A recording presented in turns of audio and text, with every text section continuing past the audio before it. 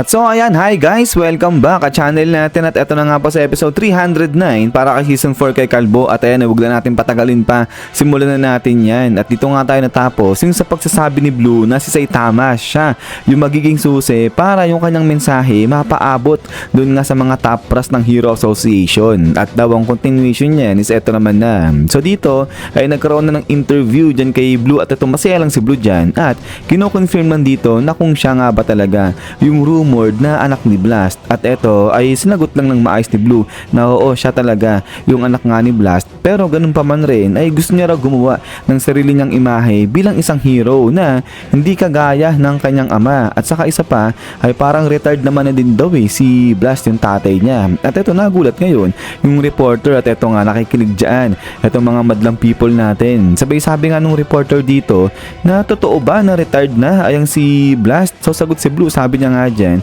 kasi in-announce naman na ng Hero Association na magte-take muna ng hiatus itong si Blast. So kaya wala silang mababalitaan na kung anumang update o activities na ginagawa ni Blast at di alam kung ganong katagal yung hiatus na yon. At ito tuloy pa nga ni Blue na parang yung intention ng tatay niya hindi na talaga bumalik sa frontline. So ibig sabihin parang hindi na talaga balak ni Blast yung makikita pa siya ng mga tao, yung malalaman pa kung ano yung ginagawa niyang paikipaglaban sa mga halimaw. Kasi nga yung tatay niya parang hindi naman daw ganyan talaga yung tipo na yung lagi gusto nasa limelight ganyan. At ito ngayon sabi ni Blue ay kasi diba mapapansin nga na kapag dumarating o may ginagawa lang si Blast, wala talaga siyang iniiwan na bakas na kahit ano. So litrato, saka nga itsura niya halos walang makakita sabi ng ganyan. At ayun, kung may nakita nga raw dyan kay Blast, napakakonting tao lang. So parang pili lang at siguro daw yung mga top brass ng Hero Association, ayan nakikita si Blast, pero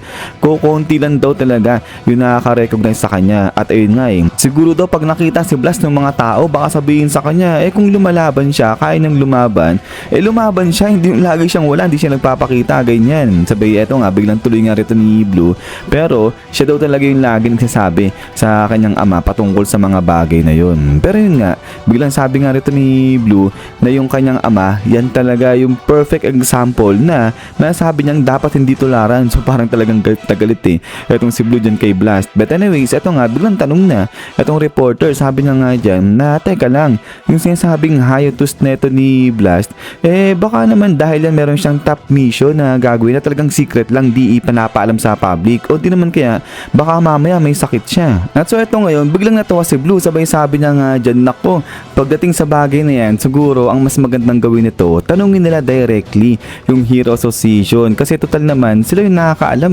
pero duda raw etong si Blue na bibigyan sila ng maayos na kasagutan ng Hero Association. Parang hindi sila sasagutin directly niyan kasi tinatago nga raw ng Hero Association etong si Blast. But then eto nga biglang bali ngayon etong si Blue dyan sa audience, sabay sabi niya nga dyan, pero ganun pa man rin, kung meron silang katanungan patungkol sa Neo Heroes ay masaya siyang sasagutin lahat ng katanungan niya. At huwag silang mag-alala kasi nga raw ibibigay ng Neo Heroes yung kanilang best. At eto nga ngayon ay biglang tinuro nga ni Blast ni Blast tuloy ni Blue itong kanyang battle suit. Sabay sabi niya nga dyan, pagmasdan nila itong suit niya na battle suit kasi ang plano nila rito, lalagyan nila ng lisensya yung paggamit ng battle suit na to. So ibig sabihin, darating nga raw yung panahon na kung saan kahit na normal na tao ka lang, kapag nakakuha ka ng lisensya sa paggamit ng battle suit, ay pwede mo nang gamitin itong battle suit na to. So ibig sabihin, kahit normal ka nga lang daw, ay soon magiging hero ka na nga rin daw. At dahil nga rito, lahat ng mga tao ngayon pwede na maging hero. At sa mga heroes na to, silang Neo Heroes, silang Neo Organization, silang araw yung magiging frontliners o yung pinaka-leaders ng mga mamayan at sama-sama sila na poprotektahan yung kapayapaan ng mundo. So grabe, ang lupit din ng adhikain nito ng Neo Organization. So darating nga rin yung panahon na kung saan hindi na sila matatakot pa na harapin yung mga halimaw na yan. At pagkatapos nga nito ay biglang talon dito sa may battlefield na dahil eto nga may isang hero na kinakalaban. Itong pagkarami-raming mga halimaw at ayun, itong isang halimaw wala na eh.